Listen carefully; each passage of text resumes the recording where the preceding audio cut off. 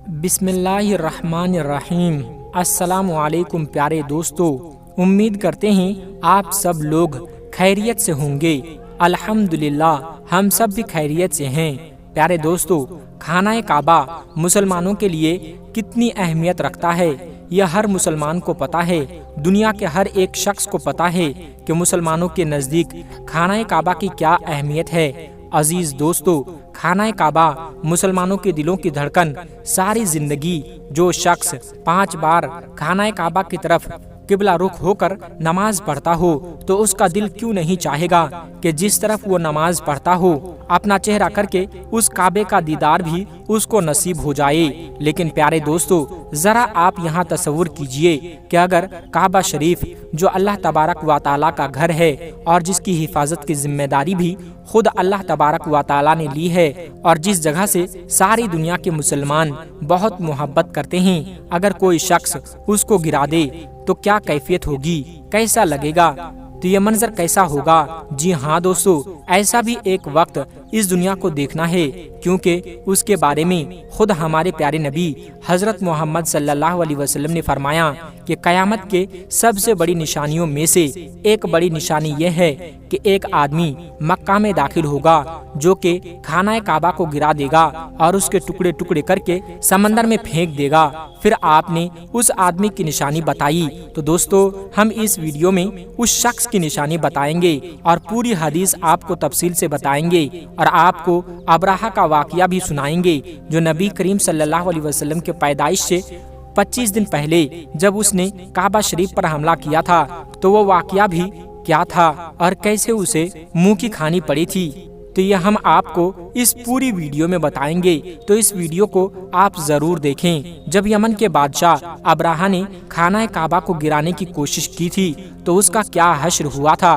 حضور اکرم صلی اللہ علیہ وسلم کی پیدائش سے صرف 25 دن پہلے یمن کا بادشاہ ابراہہ ہاتھیوں کی فوج لے کر کعبہ شریف کو ڈھانے کے لیے مکہ پر حملہ آور ہوا تھا۔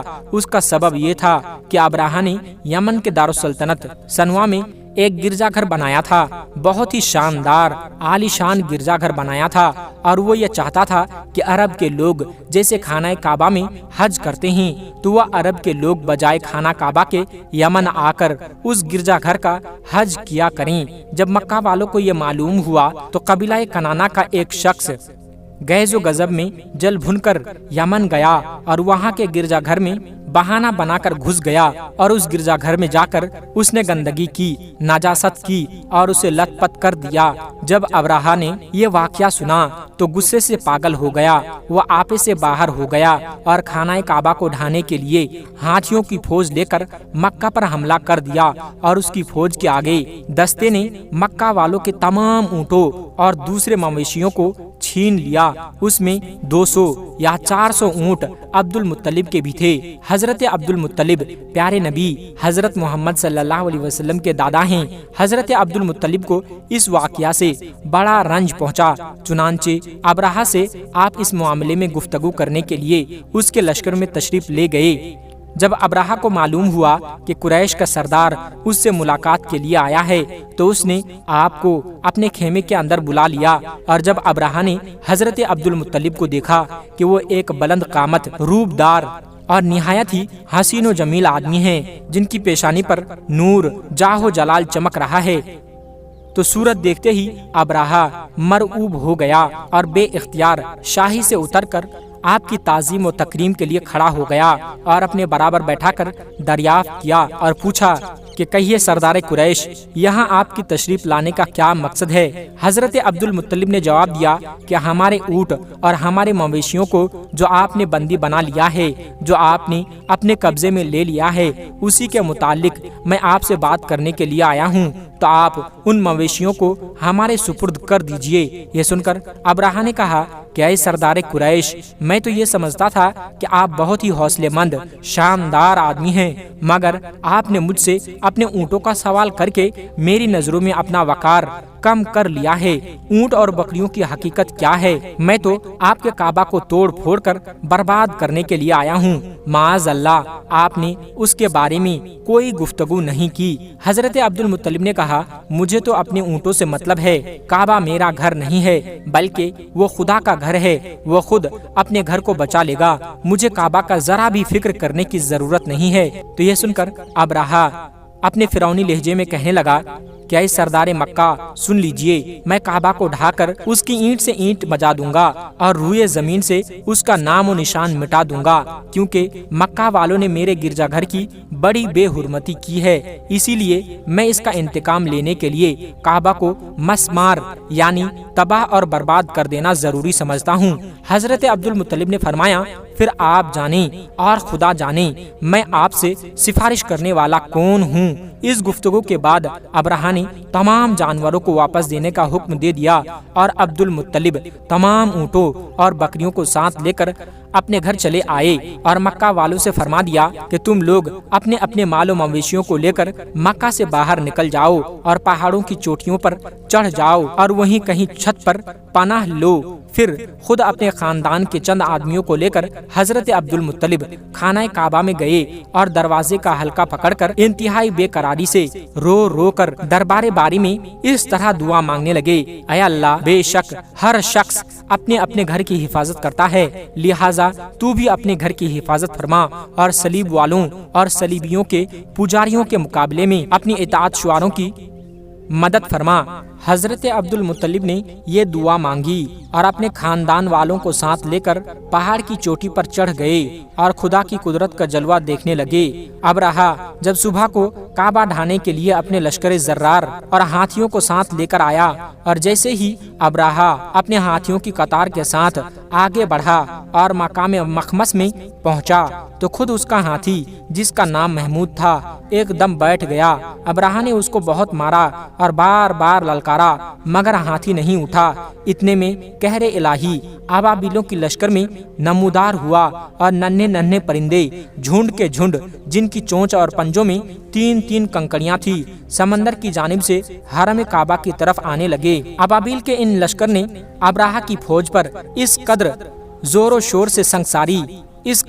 شور سے سنگ باری شروع کر دی کہ آنا فانا میں ابرہہ کے لشکر اور اس کے ہاتھیوں کے پر کچے اڑ گئے۔ ابابیل کی سنگ باری خدا تعالیٰ کے قہر و غضب کی ایسی مار تھی کہ جب کوئی کنکری کسی ہاتھی سوار کے سر پر پڑتی تھی تو اس آدمی کو بدن کو چھیدتی ہوئی ہاتھی کے بدن پار ہو جاتی تھی۔ ابرہہ کی فوج کا ایک آدمی بھی زندہ نہیں بچا اور سب کے سب ابرہہ اور اس کے ہاتھیوں سمیت اس طرح ہلاک و برباد ہو گئے کہ ان کے جسموں کی بوٹیاں ٹکڑے ٹکڑے ہو کر زمین پر بکھر گئے۔ چنانچہ قرآن مجید کے سورہ فیل میں اللہ تبارک و تعالیٰ نے اس واقعہ کا ذکر کرتے ہوئے فرمایا، یعنی اے محبوب، آپ نے نہیں دیکھا کہ آپ کے رب نے ان ہاتھی والوں کا کیا حال کر ڈالا تھا؟ ان کے دعووں کو تباہی میں نہ ڈالا اور ان پر پرندوں کی ٹکڑیاں بھیجی تاکہ انہیں کنکر کے پتھروں سے مارے تو انہیں چبائے ہوئے بھونس جیسا بنا ڈالا۔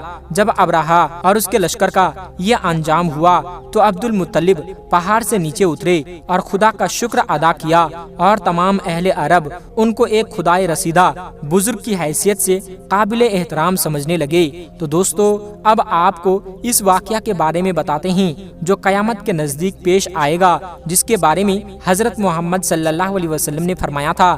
اللہ پاک کا آپ صلی اللہ علیہ وسلم پر خاص کرم یہ ہے کہ آپ صلی اللہ علیہ وسلم کو اللہ پاک نے تمام علوم عطا فرمائیں جن کا تصور ہمارا انسانی ذہن کبھی نہیں کر سکتا۔ جو بات ہمارے پیارے نبی حضرت محمد صلی اللہ علیہ وسلم نے فرما دی وہ پوری ہو کر رہے گی۔ اللہ پاک ارشاد فرماتا ہے، اور وہ یعنی نبی کوئی بات اپنی خواہش سے نہیں کرتے، وہ وہی کہتے ہیں جس کی انہیں وحی کی جاتی ہے۔ اللہ تبارک و تعالیٰ کے علم سمندر کے مقابلے میں نبی اکرم حضرت محمد صلی اللہ علیہ وسلم کا علم ایک ستارہ ہے۔ آپ صلی اللہ علیہ وسلم کا یہ قطرہ تمام مخلوق کے لیے ایک سمندر کے برابر ہیں۔ یہ بات سچ ہے کہ ہم آپ صلی اللہ علیہ وسلم کے علم کے بارے میں اندازہ نہیں لگا سکتے۔ اللہ کی ذات تو بہت ہی وسیع ہے، ہم اس کا اندازہ کس طرح لگائیں گے؟ آپ صلی اللہ علیہ وسلم نے اپنے سے پہلے گزرے ہوئے انبیاء کرام اور ان کی امتوں کے ساتھ ساتھ آنے والے وقتوں کے بارے میں بھی فرمایا۔ محدثین اور مفسرین کا کہنا ہے کہ جب قیامت قریب آنے والی ہوگی تو خانہ کعبہ کو گرائے جانے کا واقعہ پیش آئے گا۔ جن لوگوں کو اس کے بارے میں علم نہیں ہے ان کو اس بارے میں حدیث مبارکہ کی روشنی میں بتاتے ہیں۔ خانہ کعبہ اللہ پاک کی نشانیوں میں سب سے عظیم نشانی ہے۔ جب تک کعبہ قائم ہے اس وقت تک دنیا بھی قائم اور دائم رہے گی۔ جب خانہ کعبہ کو گرا دیا جائے گا تب قیامت رونما ہوگی۔ جب قیامت قریب آئے گی تو ایک بدبخت حبشی خانہ کعبہ کو گرا دے گا، پھر قیامت آئے گی۔ محمد صلی اللہ علیہ وسلم نے فرمایا، حبشہ کو چھوڑے رہو جب تک وہ یمن چھوڑے رہے، کیونکہ کعبے کا خزانہ نہ نکالے گا مگر حبشہ کا ایک چھوٹی پنڈلیوں والا کعبے کو گرانے والا ایک غیر مسلم حبشی ہوگا۔ حبشہ کے بارے میں ایک روایت ہے، اس میں جو افریقن ایریا ہے اس کو حبشہ کہا جاتا ہے۔ حبشہ سے ایک حبشی کعبہ معظمہ کو گرانے کے ارادے سے اور اس کے نیچے سے خزانہ نکالنے کی نیت سے پوری رات چلے گا، یہاں تک کہ وہ کعبہ تک پہنچ جائے گا۔ یہ بات مشہور ہے کہ کعبے کے نیچے بہت سارے بادشاہوں کا خزانہ دبا ہوا ہے۔ وہ شخص اسی لالچ میں اسی خزانے کو حاصل کرنے کے لیے خانہ کعبہ کو ڈھا دے گا۔ اس حبشی کے بارے میں آپ صلی اللہ علیہ وسلم نے ارشاد فرمایا، اس حبشی کی شکل و صورت ایسی ہوگی، وہ چھوٹی پنڈلیوں والا ایک حبشی ہوگا جو خانہ کعبہ کو گرائے گا۔ جبکہ بخاری شریف میں لکھا ہے کہ رسول اللہ صلی اللہ علیہ وسلم نے فرمایا، گویا میں اس حبشی کو دیکھ رہا ہوں، وہ کالا اور چوڑی ٹانگوں والا ہے، کعبہ کے پتھر اور اینٹوں کو اکھاڑ اکھاڑ کر پھینک رہا ہے۔ بخاری شریف میں ہے کہ قرب قیامت کے وقت حضرت عیسیٰ علیہ السلام کی وفات کے بعد جب لوگوں کے سینوں سے قرآن پاک اللہ تبارک و تعالی اٹھا لے گا اور دنیا میں کوئی بھی اللہ اللہ کہنے والا نہ ہوگا تو اس کے بعد وہ بدبخت حبشی خانہ کعبہ کو گرائے گا۔ اس حدیث میں کا لفظ استعمال ہوا ہے اور افضل وہ ہیں جو اکڑتا ہوا چلے گا یا چلنے میں اس کے دونوں پنجے نزدیک رہے اور دونوں ایڑیوں میں فاصلہ رہے، وہ حبشی مردود جو قیامت کے قریب خانہ کعبہ کو ڈھائے گا، اس کے ساتھ اور لوگ ہوں گے، وہ کعبہ کا ایک ایک پتھر اکھاڑ ڈالیں گے اور سمندر میں لے جا کر پھینک دیں گے۔ یہ قیامت کے بالکل نزدیک ہوگا۔ اللہ تبارک و تعالیٰ سے دعا ہے کہ اللہ پاک ہمیں نیک کام کرنے کی توفیق دے اور برائیوں سے دور رہنے کی ہمیں ہمت اور توفیق عطا فرمائیں، آمین یا رب العالمین۔ دوستو، آخر میں ہمارے تمام مسلمان بھائی بہنوں سے گزارش ہے کہ اس چینل کو بنانے کا ہمارا مقصد یہ ہے کہ جتنے بھی ہمارے ہندوستانی بھائی بہن ہیں، چاہے وہ ہندو ہو یا مسلمان، سب کو اسلامی اور سبق آموز واقعہ سنا کر ان کا ایمان تازہ کرنا ہے اور سب لوگ اس سے کچھ نصیحت حاصل کر سکے۔ اور یہ بات بھی ہے کہ دین اسلام کی باتوں کو عوام اور مسلمانوں تک پہنچانا ثواب کا کام ہے، اس لیے اس ویڈیو کو ایک لائک کر کے اپنے قریبی دوستوں تک شیئر کر کے ثواب کا کام ضرور کرے۔ دوستو، آج کی ویڈیو میں بس اتنا ہی۔ اگر آپ کو یہ ویڈیو ذرا بھی اچھی لگی ہو تو آپ ہمیں سپورٹ کرنے کے لیے چینل کو سبسکرائب ضرور کر لیجئے گا۔ اللہ تبارک و تعالیٰ سے دعا ہے کہ ہمارے جتنے بھی مسلمان بھائی بہن اس ویڈیو کو دیکھ رہے ہیں اسے سیدھے راہ پر چلنے کی توفیق عطا فرمائیں اور اسے ہر ترقی سے مالا مال کر دے، آمین ثم آمین۔ آج کی ویڈیو میں بس اتنا ہی، ملتے ہیں ایک پھر نئی ویڈیو کے ساتھ، تب تک آپ اپنا اور اپنوں کا بہت زیادہ خیال رکھیے گا۔ السلام علیکم ورحمۃ اللہ وبرکاتہ۔